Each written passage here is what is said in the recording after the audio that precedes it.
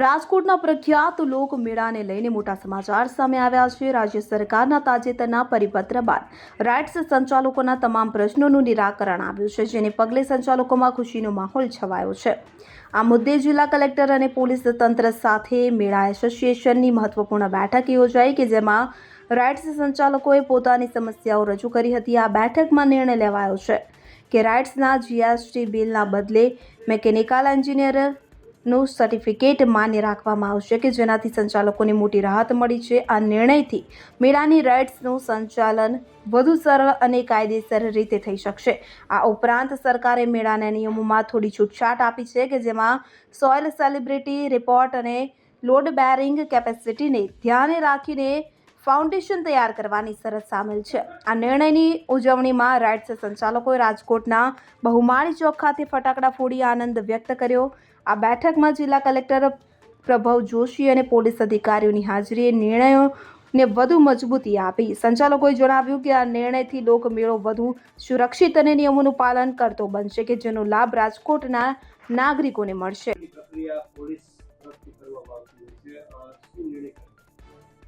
હાલ આજરોજ જે રાઇડ સંચાલકો સાથે વહીવટી તંત્રની જે મિટિંગ થઈ છે તે મિટિંગની અંદર એવું ફાઇનલાઇઝ કરવામાં આવેલું છે, એકવાર પ્લોટની હરાજીની પ્રક્રિયા પૂર્ણ થશે ત્યારબાદ જે તે પ્લોટ ઉપર જે આપણી મેળાની અપ્રૂવ ડિઝાઇન છે તે ડિઝાઇનને અનુરૂપ અલગ અલગ જગ્યાએ રાઇડ્સ ઇન્સ્ટોલેશન કરવા માટે થઈને પોતાની તમામ બ્લુપ્રિન્ટ્સ અને ચાર્ટર્ડ એન્જિનિયર્સના રિક્વાયર્ડ સર્ટિફિકેશનની સાથે આપણા પોલીસ કમિશનર કચેરી ખાતે લાયસન્સ બ્રાન્ચમાં એપ્લાય કરશે અને તેનું પ્રોપર સ્ક્રુટિની થયા બાદ જે રાઇડ સેફ્ટી ઇન્સ્પેક્શન કમિટી છે તેના દ્વારા રાઇડ ઇન્સ્ટોલેશન થયા બાદ જે કંઈ પણ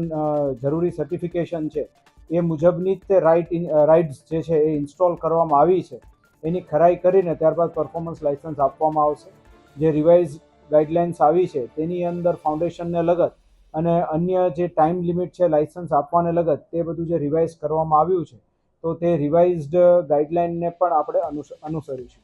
ખાસ કરીને રાજકોટમાં ખાનગી મેળા પણ આયોજિત થતા હોય છે, આને લઈને આના માટે પણ તમામ મેળાઓ જે કંઈ પણ છે તે લોકોને આ જે રિવાઇઝ ગાઈડલાઇન્સ અને જે કંઈ પણ આપણા એસઓપીના નીતિ નિયમો છે તેને અનુરૂપ જ તે આપણે આપીશું, કોઈને અલગથી આપણે સિંગલ આઉટ નહીં કરીએ અને એને લગત જે કંઈ પણ આપણી જે રિવાઇઝ એસઓપી છે એ પણ આપણી પાસે પીડીએફ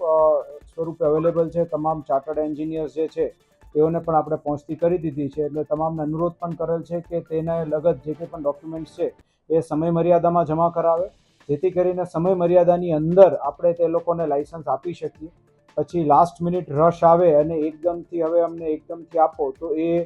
કોઈ પણ ડિપાર્ટમેન્ટ માટે શક્ય ન બને, એટલે તમામ જે કંઈ પણ મેળાના સંચાલકો છે તેમને અનુરોધ પણ છે કે જ્યારે પણ પરફોર્મન્સ લાઇસન્સ માટે પોતાના ડોક્યુમેન્ટ્સ સબમિટ કરે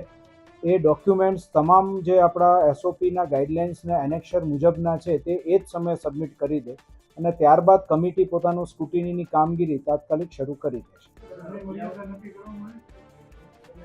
જે રિવાઇઝડ ગાઈડલાઇન છે તે મુજબ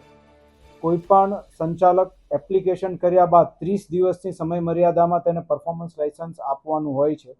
પરંતુ આપણને પણ ખ્યાલ છે કે એ લોકો અપ્લાય કરશે એના 15 દિવસમાં આપણો મેળો હશે,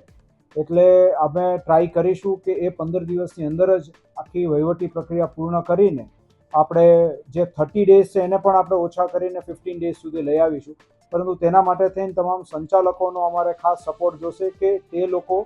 સંપૂર્ણપણે પ્રોપર સર્ટિફિકેશન સાથેના બધા ડોક્યુમેન્ટ્સ રજૂ કરે।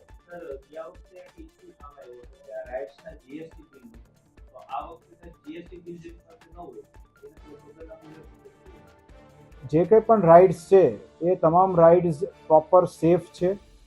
તેની અંદર પબ્લિક કોઈ પણ પ્રકારે બેસશે તો કોઈ ઇસ્યુ આવે એમ નથી, તે મુજબના પ્રોપર ટેસ્ટિંગ સાથેના સર્ટિફિકેશન એમના જે ચાર્ટર્ડ એન્જિનિયર્સ જે હશે એ રજૂ કરશે તો એ ચાર્ટર્ડ એન્જિનિયર્સના સર્ટિફિકેશન અને રાઇડ સંચાલકના સોગંદનામા આ બંનેના આધારે આગળ ટેસ્ટિંગની પ્રક્રિયા હાથ ધરીને ત્યારબાદ લાઇસન્સ આપવામાં આવશે।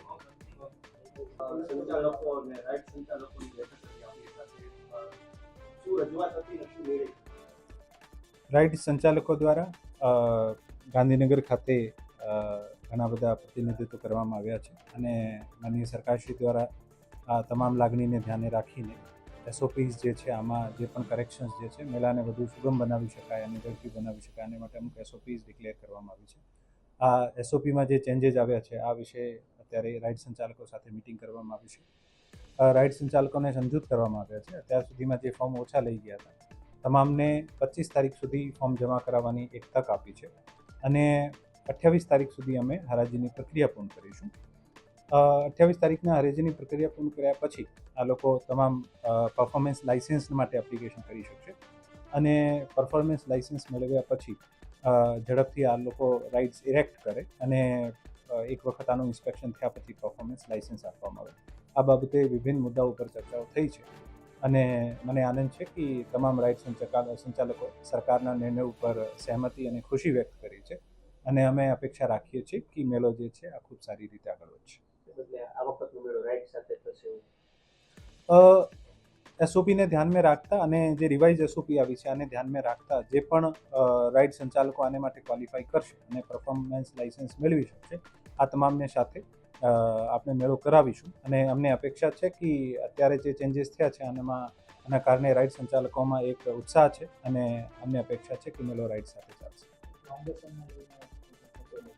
આ તમામ બાબતો જે છે સરકારની રિવાઇડ એસઓપીમાં ક્લિયર થઈ છે અને આ તમામ રિવિઝનના કારણે જ આ લોકોએ એક જે છે આનું વલણ પરિવર્તન આવ્યું છે અને અમે અપેક્ષા રાખીએ છીએ કે આ લોકો હવે એવી રીતે અપ્લાય કરશે. બ્યુરો રિપોર્ટ, ખબર ગુજરાત લાઈવ.